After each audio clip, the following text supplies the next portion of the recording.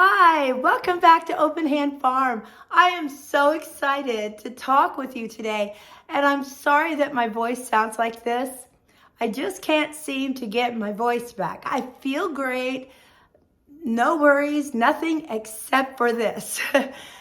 Mark kind of likes it like this. Actually, he liked it better 2 days ago when it was more like this. But he might as well get over it because it's coming back.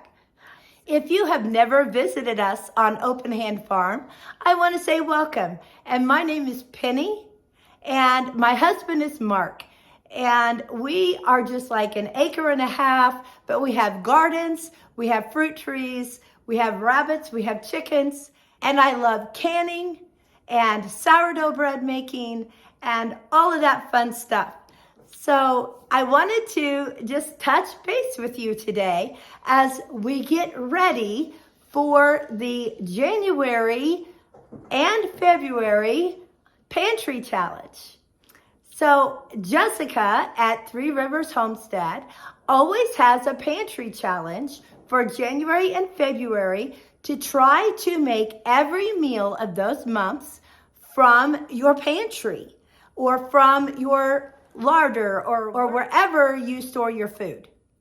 I was not able to do every day last year. I was able to do like one meal a day in January, but I didn't really do much in February.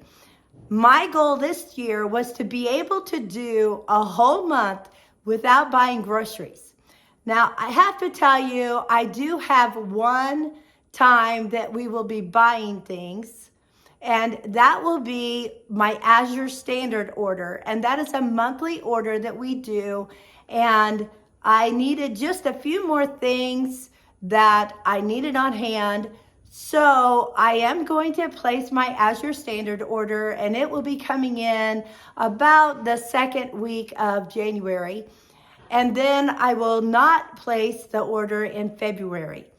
So that's my one caveat. But in case I need it though, we might have to buy some milk products, or we might have to buy some like kale or lettuce or something like that. My goal was to have kale and lettuce growing in my greenhouse by now, but it's not finished yet and I haven't been able to do that. So that's a goal for next year for sure.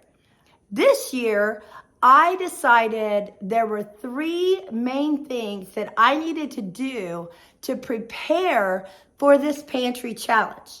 So let me tell you what those were. Number one, way back in August, when I was doing the Every Bit Counts challenge, I needed to think ahead about meals and items that could go with meals or make meals or be ready-made meals, because sometimes you don't have time to cook a meal. Even if it does come out of a jar and you're adding jars, things still have to have time to cook. So one of my weeks during August, I just made soups. So now for January and February, I have a lot of soup on hand. So for lunches, we can just crack open a jar of soup and we got lunch. It's not like I have to cook 3 meals a day, because that can be time consuming if you have other things going on in your household. I have my son and his wife and their 3 children who are 4, 3, and 5 months living with us.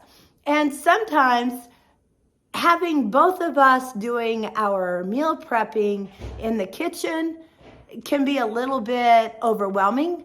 So it's nice to just have something that I can just open a jar, heat it up, and get out of her way. Now, we do have some meals together, but 3 meals a day, 7 days a week, 30 days a month, that's a lot of meals to have together. So we do find ourselves cooking at different times. Now, the second thing that I would say really helped was last month, I went through and I reorganized my pantry and my larder. I was able to put all the like things together, and I was able to see things that I might need that I had run out of so that I could then stock up on or can or freeze or preserve in some way to fill up what the empty things were. So that was number 2. And that is done like through my Azure order or going to Costco or some things just from Walmart. It also includes canning some things. So yesterday, I knew that I was going to need some chili beans. We had eaten up all of our chili beans, and I knew I would want to make some chili sometime the next couple of months. So instead of me waiting until I wanted to make chili, I went ahead and canned 9 jars of chili beans. And so I was able to put those on the shelf today too. I left a couple jars up here to use right away because that just sounded so good. Another thing I had was I was trying to make some room in the freezer. So I found an oxtail. So I thought, oh, I could use beef broth on the shelf all the time. So today I'm cooking some beef broth and I will can that up when it is done. Now, another thing I did is I canned up a bunch of red beans. I like to have red beans on hand just to serve as a side item or to add to Buddha bowls or things like that. And I'll probably do some black beans too. Although I do have some cans of black beans, so that might be put on the back burner while I do some different things. I'm also going to make some ghee so that I have that. If you're not sure what that is, that's a clarified butter that has the butter fats taken out of it. And it is just a really good shelf-stable oil that you can have. And it tastes so good, like cooking eggs in or putting out popcorn or things like that. So I want to have some of that on my shelf as well. And we also bought some gummy bear molds. I don't know if I'll get it done this week. I do have a couple pints of elderberry juice downstairs in the larder. So I thought I would use that to make some elderberry gummies for my grandchildren. So these are just some things that I'm doing to prepare for next month. And you might think, that just sounds like too much trouble. Why would you do that? Well, it's things that I would do even if I weren't doing the pantry challenge because I like having these things on my shelf. So the third thing, and one of the most important thing, is to make an inventory of what you have in your pantry and your larder. Mark and I went downstairs to the larder and we just started counting everything. We counted like sugars and flours and dried beans and everything that we have on hand. We sat and we went through all of the canning jars so that we could write down what we have and be able to know what I can cook with, what quick meals we have, as in soup. We have canned meat that we could add to other canned items and make a quick meal. As I was going through the larder, I also was checking lids to make sure my jars had tight lids, and we ended up with 2 sheets of food on this tablet. I have never had this much food on our shelf. And these 2 sheets of paper, they're just from the larder downstairs. We also have this pantry, which we haven't done yet, as well as a freezer full of pork, rabbit, venison, beef, and then we also have a second freezer that has, well, a turkey in it, but we're actually going to take that out. We're going to smoke that turkey on New Year's Day, and then I will have turkey meat that I can freeze and have on hand to use for other items.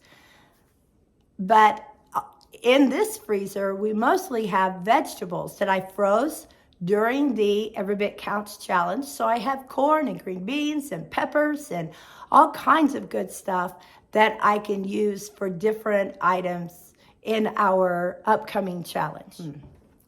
Now, after making that list, I plan on kind of sitting down and do a rough, not detailed, because you guys, used to I would make lists and I could follow them perfectly. Just follow the list.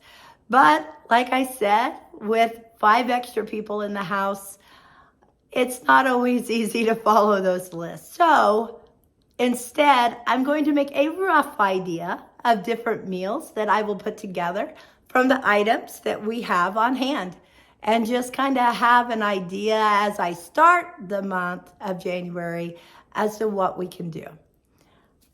I do know that January 1st is the first Monday of January, which means it is our community dinner night. So I will be cooking black-eyed peas, which we have on hand, with ham hock in it, which we have on hand, and making some sourdough cornbread, which I have sourdough starter, flour, and cornmeal on hand, no worries.